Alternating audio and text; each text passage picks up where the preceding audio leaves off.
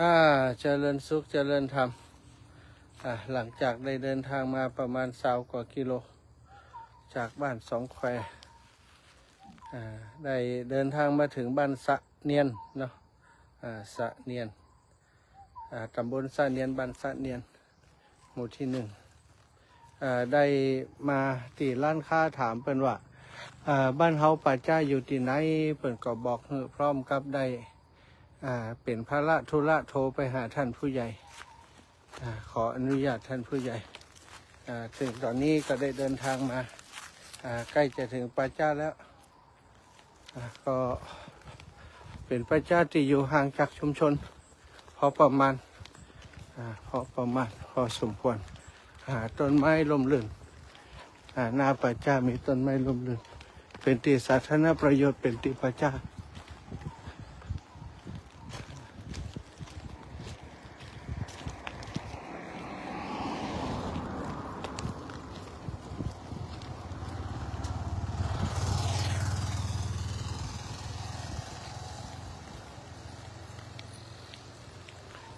ถึงป่าช้าแล้ว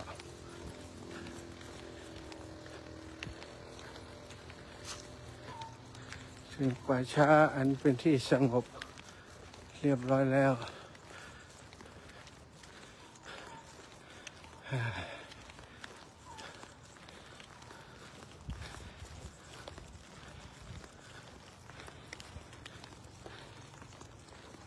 ท่านผู้ใหญ่บอกว่าไฟมีน้ำเดี๋ยวจะให้เขาเปิดให้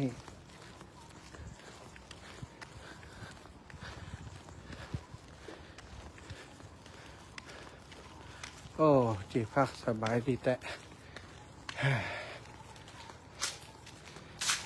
โอ้เอี่ยมอ่องอรไทยสบายมากละ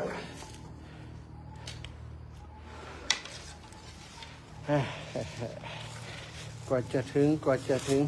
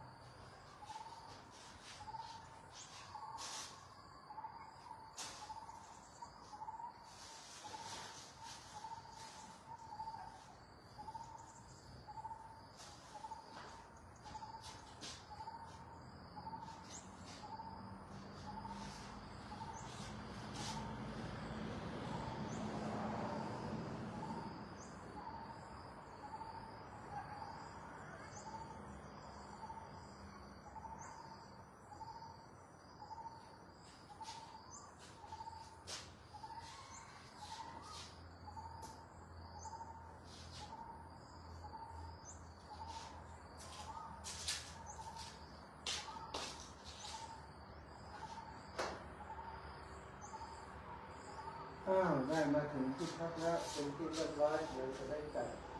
ทำความสะอาดแล้วก็จัดเข้าของสัมภาระขึ้นมาขอบคุณทุกคนที่ติดตามเป็นกำลังใจให้กันตลอดมาสาธุสาธุสาธุ